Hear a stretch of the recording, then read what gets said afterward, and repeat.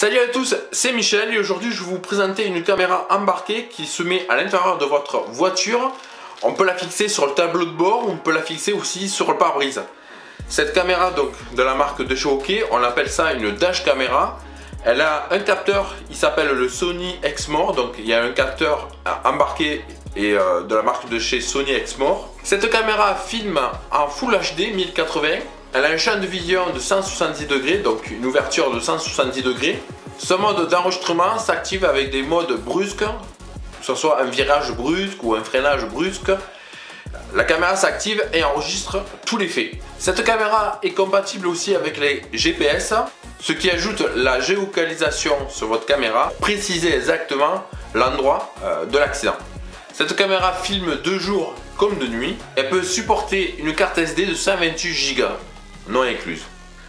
Donc voilà les amis, quand vous allez recevoir votre caméra, vous allez la recevoir dans un packaging assez sobre. Quand je dis assez sobre, c'est vraiment voilà quoi, le blister il a été fait, mais bon, ils auraient pu peut-être mieux faire sur le blister pour une caméra. Voilà, ça a été vraiment pas au top. Vous aurez à l'intérieur un câble USB avec un chargeur OK de la marque de chez OK en double USB. Ça c'est le câble d'alimentation de votre caméra. Vous avez un support avec du double face pour fixer sur votre tableau de bord.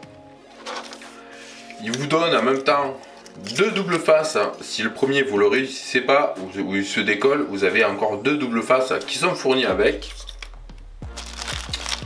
On a trois clips de câbles pour fixer vos câbles sur votre tableau de bord, sur le montant de votre portière. Vous avez un manuel d'utilisation et ça c'est vraiment bien. Il est en français, en anglais, en allemand, en espagnol, en italien et en chinois. Vous avez le système de ventouse pour le fixer sur votre pare-brise.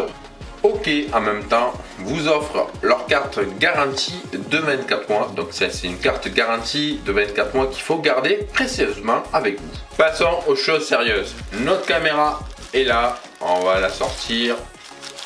Et là, on s'attend pas non plus à une caméra, mais bon, avec un design assez simple. Elle est vraiment jolie, elle est petite. Donc comme vous voyez, elle est petite, elle rentre dans ma main, donc on peut même fermer ma main. Waouh! Là, on a notre objectif qui est ici. Donc on peut déjà enlever celui-là. Ouais, il y a un angle quand même à 170 degrés à peu près, c'est ce qu'ils disent dessus. Donc elle a un capteur d'image de chez Sony Exmor IMX 322. Là vous allez arriver donc sur votre branchement pour mettre votre carte micro SD juste qui est ici. Donc ça c'est un branchement micro SD, mais ce qu'il faut penser surtout qu'on peut mettre jusqu'à 128 Go. Donc ça c'est vraiment pas mal. Vous avez une résolution de 1080p, donc 30 images par seconde, ou vous pouvez aussi filmer en 720p, 60 images par seconde. À l'intérieur de cette caméra, vous avez un capteur de gravity sensibilité bas, moyen, haut. Le mode d'enregistrement de cette caméra en continu, donc une détection de mouvement, un time lapse et enregistrement d'urgence. Sur l'arrière de la caméra, vous avez votre fixation qui est ici. Donc soit vous allez fixer la fixation ventouse, ou vous allez fixer la fixation support tableau de bord. Rien de plus simple pour fixer, il suffit de clipser, de rentrer donc votre caméra dedans. Donc vous la rentrez, c'est très facile. Vous la rentrez, vous clipsez, et là vous entendez un genre de clips. Là vous avez votre caméra qui est fixée sur votre voiture.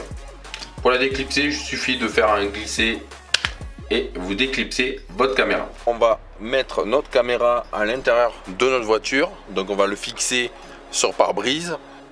Donc moi j'ai pris une carte SD de 32 Go, normalement il faut mettre maximum 128 Go. Quand vous allez fixer votre caméra, elle va être posée comme ça sur le pare-brise. Donc vous allez fixer et elle sera comme ça. Comme vous voyez, le support de la caméra doit être comme ça. Donc pensez à ne pas mouiller votre support, pensez à avoir un pare-brise sain et propre.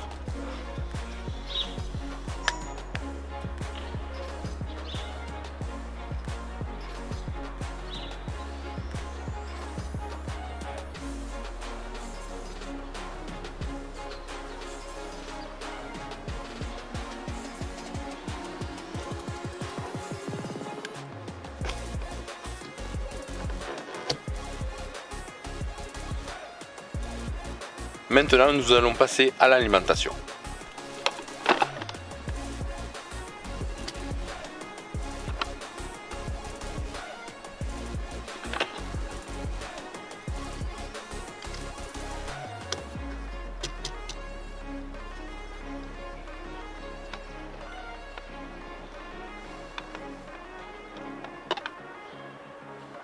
Vous avez un système de clips que quand vous allez mettre votre câble dedans, il va être vraiment coincé. Donc on va essayer de voir le système de clips qui est juste au-dessus. Vous allez faire passer votre câble dedans, vous allez coller et vous allez clipser derrière. Ça va faire, vous allez entendre un petit clic.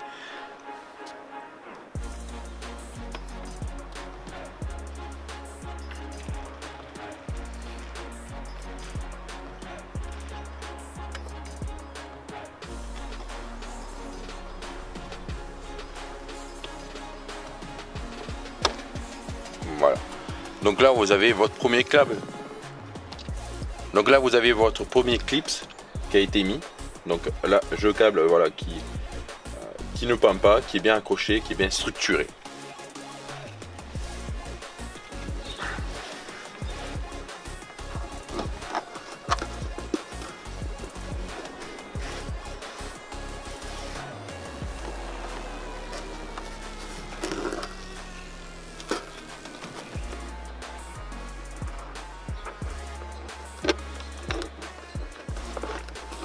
Alors pour être moins compliqué, moi je me suis opté à passer le câble dans la garniture qui est vraiment très simple à passer.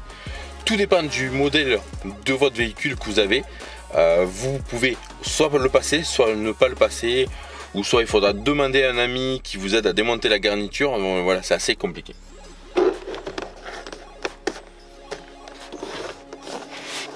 Donc voilà les amis, on a opté pour passer un câble intérieur dans toute la garniture de la voiture.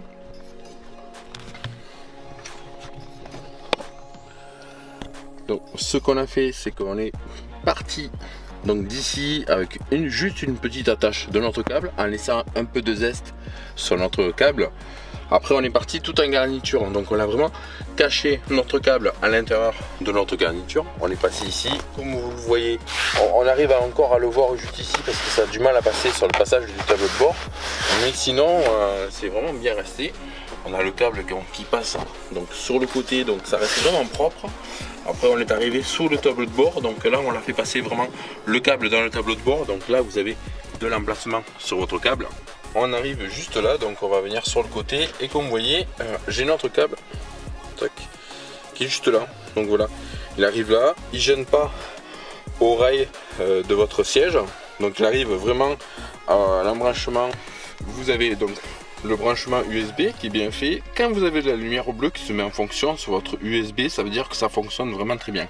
Donc là on a l'alimentation, donc il y a plusieurs étapes à réaliser sur notre caméra. Donc la première étape est déjà de mettre en français notre caméra parce que du départ elle va être mise en chinois ou une autre langue. Hop, français. Donc quand vous avez mis français, on va essayer de tourner parce qu'on a un petit contre-jour. Voilà. Ah, c'est pas vraiment pas top l'éclairage. On va essayer de se rapprocher. Voilà. Là, vous faites OK. Il vous demande de mettre la date. Donc ce qu'on va faire, c'est mettre la date parce que ça va vous servir quand vous allez filmer. Pour les assurances, c'est quand même mieux d'avoir la date. Donc 2016. Non. Alors c'est 2017. OK. Donc on est le aujourd'hui, on est le 16. Donc, alors, ça marche au mois. OK. Donc, on est le 2. OK. Et là, maintenant, on va mettre le jour. Donc, on va mettre le 16. Tac. OK. Là. Alors, maintenant, ça nous demande l'heure. Donc, on va rentrer l'heure.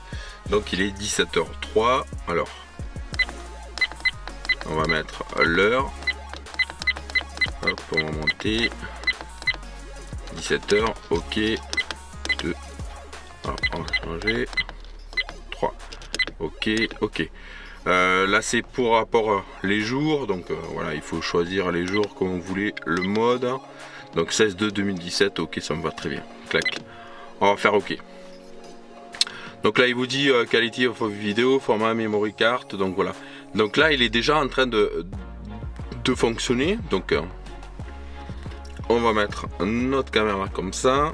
Donc là, on a notre caméra qui fonctionne très bien. Alors ce qu'on va faire, c'est qu'on va arrêter cette vidéo ici. On va faire le test complet de la caméra et je vous remettrai en vidéo donc le test complet de toute la caméra qui fonctionne vraiment très bien. On va y filmer ce que ça donne à l'extérieur.